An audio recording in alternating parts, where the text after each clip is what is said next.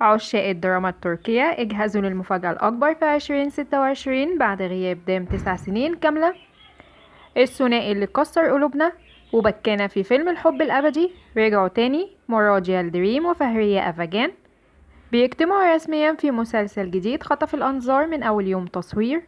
لو عايزين تعرفوا كل التفاصيل الحقيقية، اسم المسلسل وقصته، تابعوا الفيديو للآخر.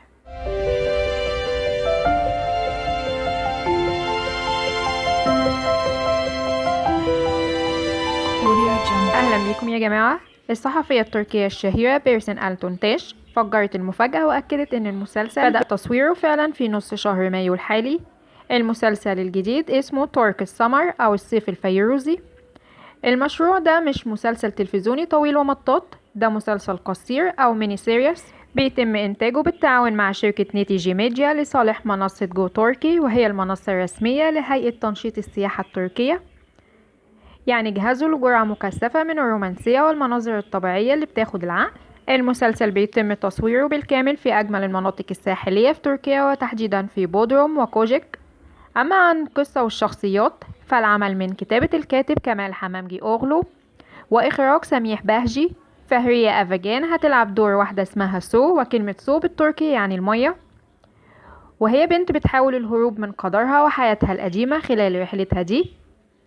طريقها بيتقاطع مع توبروك اللي بيجسده النجم مراد يلدريم، وتوبروك بالتركي يعني الأرض. ومن هنا هتبدأ قصة حب قوية ومختلفة بين الماء والأرض وسط أجواء الصيف الساحرة.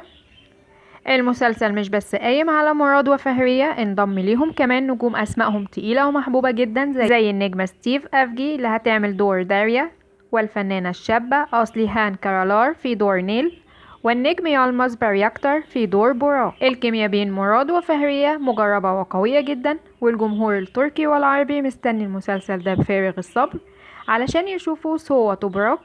شاركوني رأيكم في التعليقات، هل متحمسين لرجوع فهرية أفاجان ومراد يلدريم مع بعض؟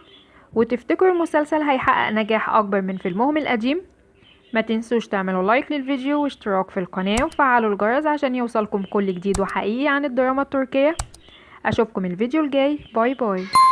Duydum ki bir yar olmuş sana, aşkın zehr olmuş bana.